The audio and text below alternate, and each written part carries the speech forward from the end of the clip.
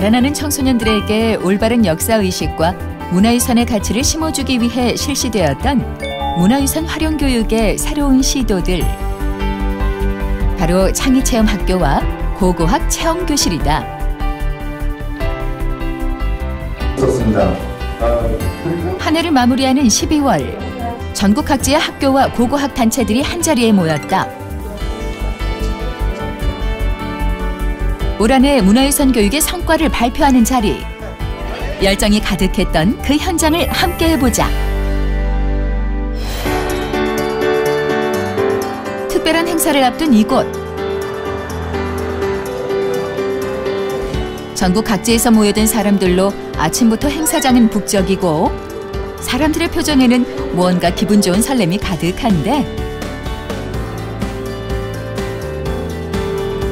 이들은 바로 창의체험학교의 담당 교사들과 고고학 체험교실을 시행한 단체들이다. 이 문화창의체험학교 오늘 발표대회가 있거든요. 창의체험학교 진행 과정도 배우고 또 발표도 할 게 많습니다. 전국에서 모인 22개 학교와 10곳의 고고학 단체. 오늘 이 자리는 한 해 동안 실시했던 서로의 수업 내용을 공유하고 그 성과를 발표하는 자리인데 과연 어떤 방식의 교육들이 이루어졌을까? 지역아동센터랑 그다음에 가족 대상으로 1박 2일 프로그램 했었고요. 그래서 자유학기제 운영하는 학교를 방문해서 직업체험 활동 프로그램으로 연계해서 저희가 그렇게 했습니다. 아시다시피 2013년에 김장체험이 유네스코 문화유산에 등재가 됐어요. 그래서 학생들뿐만이 아니라 학부모, 학교 공동체가 다 함께 할 수 있는 그런 활동을 했습니다. 문화재청은 청소년들에게 올바른 역사의식과 문화유산의 소중함을 심어주고자 전국 20여 개의 학교를 창의체험학교로 선정, 각 지역 특색에 맞는 문화유산 수업안을 개발하고 실제 수업에 적용할 수 있도록 지원하고 있다. 또한 문화재에 대한 이해는 물론 창의성과 인성교육을 목표로 2011년부터 문화재청이 지원하고 있는 고고학 체험교실.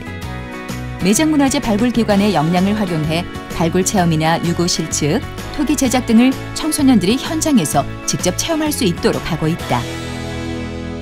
아이들이나 학생들하고 그리고 모든 사람들한테 저희 문화재청에서 하는 문화유산 교육에 대한 거를 좀 더 친근하게 다가가고 저희가 좀 더 가까이 다가갈 수 있는 1년 단위로 계속 사업을 하기 때문에 모든 사업이 연도별 1월부터 12월까지 사업이 추진이 됩니다. 상호 간의 공유를 통해서 이런 사업을 하고 있고 서로 이렇게 일이 이루어진다는 걸 서로 공유를 하고 그 포상이나 이런 걸 통해 가지고도 그 단체별로 격려를 통해서 좀 더 나은 교육이 될 수 있도록 저희 청에서 지원을 하는 사업입니다. 지난 1년간 어떤 방식으로 문화유산 활용교육을 실시했는지 우수 사례를 통해 한 수 배우는 자리. 뿐만 아니라 문제점이나 개선 방향을 찾아 내년도 교육에 반영하는 중요한 자리이기도 한 만큼 발표 회장은 약간의 긴장감도 감돈다.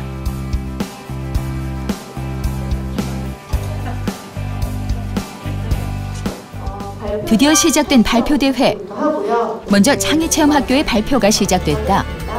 여담중학교 교사 임희성입니다.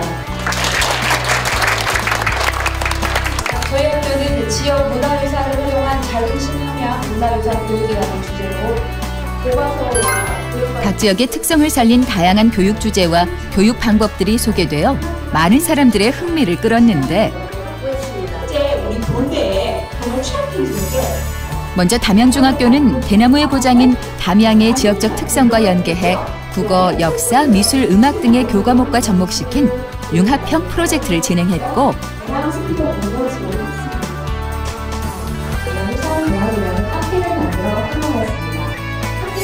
월배중학교는 아이들이 쉽게 접근할 수 있게 하는 데 포인트를 뒀는데 강연회와 독서 행사 등으로 이론을 익히고 다양한 방식의 체험 활동과 어플리케이션 등을 이용하는 것이 바로 그것이다.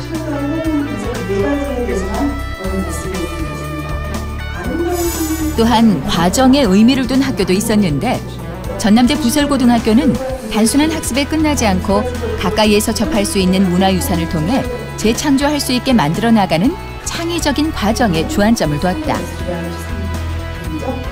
이어서 고고학 체험교실 단체들의 발표가 이어졌다.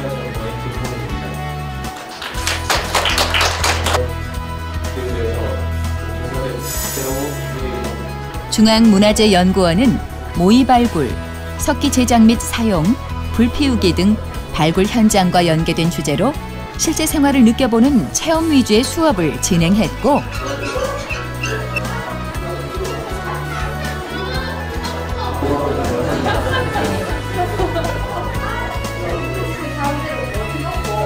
동서문물연구원은 접근성이 떨어지는 도서 지역의 학생들과 다문화 가정 및 장애 청소년들을 주 대상으로 했는데 신석기 시대 폐총을 주제로 다채로운 수업이 진행됐다. 주제와 수업 대상의 폭을 넓혀 진정성을 더한 고고학 체험교실과 더욱더 흥미로워진 접근법이 눈에 띈 2014년 창의체험학교. 서로의 수업 내용을 공유한 소중한 시간이었다. 학교만의 특색들이 다 있고요. 과목별마다 제가 보니까 미술, 국어 또는 역사, 사회 꼭 역사에 국한되지 않고 다른 과목들도 접목을 해서 융합적인 교육을 할 수 있다는 것을 느꼈습니다. 아무래도 다른 기관이 어떻게 교육 프로그램 운영했는지 내년에 또 만약 저희가 한다면 또 내년에 또 어떻게 저희가 교육을 할 건지에 대한 생각들 그런 것들 정리해가는 시간입니다. 사실 우리나라 교육 여건상에서 교과서가 없는 상황에서 현장에서 교육이 이루어진다는 것은 참 어려운 일입니다. 그럼에도 불구하고 이렇게 문화유산 교육을 위해 가지고 창의체험학교라든지 고고학 체험교실을 운영하고 있는 이런 단체들이 있기 때문에 우리의 문화유산 교육이 명맥을 이어가고 있는 것 아닌가 이런 생각이 들어서 참 즐거운 마음으로 발표를 받습니다. 다음 날 각 학교 및 기관들의 발표 내용에 대한 시상식이 열렸다. 문화유산 교육을 위해 열심히 뛰어준 많은 학교와 단체들. 우열을 가리기 쉽지 않을 것 같은데 과연 올해의 심사 기준은 무엇일까? 네, 이번에 심사 기준은 이번 채점부터 특히 강조됐던 것이 뭐냐면 일회성 발표보다도 평상시에 이 창의체험학교나 고고학 체험교실 운영을 위해서 어떻게 추진되었는지 그 과정과에 대한 점수가 체험학교 같은 경우에는 60점 그리고 고고학 체험교실 같은 경우는 70점이 들어갔기 때문에 그 부분이 기본적으로 크게 차지했고요. 처음 이 발표 대회를 시작할 때도 말씀드렸지만 이번 대회는 경쟁이라는 차원보다는 공유와 새로운 협력을 위한 장이라고 생각합니다. 그렇기 때문에 수상한 팀이나 수상하지 못한 팀이나 다 우승자라고 생각을 하고요.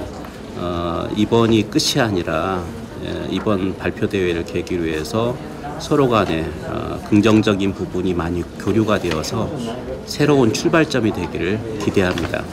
발표하셨던 내용에 대해서 심사위원들이 8개 학교 4개 단체가 수상하게 되는 이번 시상식. 먼저 고고학 체험교실의 시상이 시작됐다. 단체가 수상하시게 되겠습니다. 동상입니다. 동북아 지성묘 연구소 그리고 영남문화재연구원입니다. 동상은 문화소외 계층을 대상으로 고고학의 저변 확대에 기여한 동북아 지성묘 연구소와 2005년부터 체험교실을 운영해온 경험을 바탕으로 활발히 수업을 진행한 영남문화재연구원에 돌아갔고, 축하드립니다. 동서문물연구원입니다. 은상은 프로그램 전담 강사의 진행으로 전문성을 높인 동서문물연구원이, 중앙문화재연구원입니다. 축하드립니다. 그리고 발굴 현장과 연계된 주제로 생생한 체험 위주의 수업을 진행한 중앙문화재연구원이 대상의 금상을 차지했다. 그렇다면 창의체험학교는 어느 곳이 수상의 영광을 안았을까? 장려상입니다. 호명하겠습니다. 구봉초, 담양중, 이문고, 여산초등학교입니다. 먼저 장려상을 수상한 학교는 구봉초등학교와 담양중학교, 이문고와 여산초등학교 등 4개 학교가 나란히 장려상의 기쁨을 맛봤다. 3등 점수가 두 학교가 똑같이 나왔어요. 그래서 의도치 않게 은상이 두 학교로 습격됐습니다. 월배중학교 그리고 장항중학교입니다. 축하드립니다. 그런가 하면 동점으로 함께 은상에 오르게 된 월배중학교와 장항중학교. 그 어느 팀보다 기뻐하는 모습이었는데 지난 1년간의 시간이 보람으로 다가오는 순간이다. 이어서 지역의 유교 및 불교적 자원을 최대한 활용해 현장 체험 학습에 새로운 모형을 제시한 성희여자 고등학교가 금상을 수상했는데 그렇다면 과연 최우수상의 영광은 어느 학교에 돌아갔을까? 문화유산을 일상에 두다라는 주제로 다양한 교과적 관점을 통해 문화유산 재창조와 창의력 향상에 중점을 두었던 전남대학교 사범대학 부설고등학교.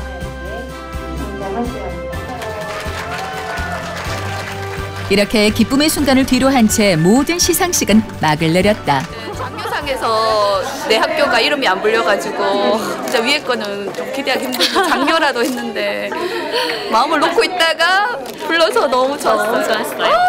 우리나라의 문화유산을 통해서 자기의 뿌리를 찾는다는 것 자체가 본인한테도 전체성 확립에 되게 도움이 되는 것 같더라고요. 지금 공과학이라는 학문이 되게 생소한 경우가 되게 많습니다. 그리고 발굴 체험이라든지 그런 거는 되게 접할 기회가 없기 때문에 이런 학문들이 아직까지는 청소년한테 더 많이 알 수 있는 시간이 더 필요하고요. 그리고 더불어 이제 체험과 함께 접할 수 있는 저희도 다양한 프로그램을 개발하려고 노력을 해야 될 것 같습니다. 문화유산의 접근 방법이 배우는 게 아니라 즐기는 거예요. 문화유산은 제가 봤을 때 황금 비율과 가장 아름다움이 가장 아름다운 것이 공증된 그것도 세대를 넘어서서 인정한 거잖아요. 그거를 갖다 무조건 배우는 게 아니라 거기에서 좀 시간을 주면 좋겠어요. 문화유산 하나를 가지고 이렇게 보고 저렇게 보고 하는 거기서 아름다움을 스스로 느낄 수 있는 그 암기라든지 이렇게 그 시험이라든지 이게 아니라 그 자체를 보고 즐길 수 있는 시간적인 여유만 준다면 아이들은 진짜 신미연이 길러지는 것 같더라고요. 자라나는 청소년들이 뿌리를 잃지 않도록 우리의 역사와 문화를 더욱더 재미있게 전해주고자 땀 흘렸던 시간들. 하늘을 돌아보는 오늘 이 자리가 더욱더 값진 이유다. 내년에도 저희가 올해보다 예산을 조금 더 확보를 해가지고 아마 지원 단체 수는 조금 늘어날 것 같습니다. 근데 이제 기존에 있는 일반 학생들이나 청소년들 대상보다는 사회 소외계층인 다문화 가정이라든지 세터민 이런 이주자들에 대한 사회 소외계층에 대한 교육을 더욱더 강화를 하려고 하거든요. 항상 문화유산 교육은 계속적으로 추진이 되는데 이런 사회에서 소외된 분들에 대한 지원을 더욱더 강화해가지고 누구나 보편화된 문화유산 교육이 될 수 있도록 저희가 지원을 강화하도록 하겠습니다. 둘, 셋.